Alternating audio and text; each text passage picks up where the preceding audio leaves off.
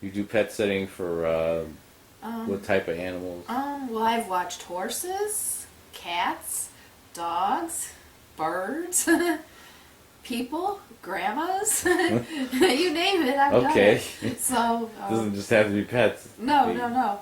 So I've watch actually over. stayed with like an 80-year-old grandma, a 19-year-old grandson that played on the drums till like 4 in the morning Oh in the god. basement, and then a dog all in one.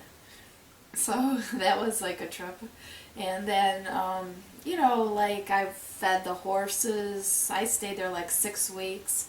And usually, they're usually gone 1 to 2 weeks. But basically, I go pet sit at their house and then, water their plants, take out their mail, um, you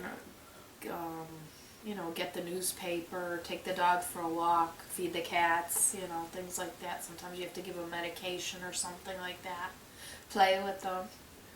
So, Do you ever have one? I mean, you're this new person coming in the house. Do you ever have a dog that's difficult to deal with, or I usually the first time you go meet the person, you would go there and you would meet the dog.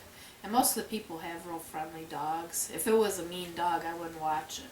okay, So I wouldn't do that. I don't want to get eaten alive. okay?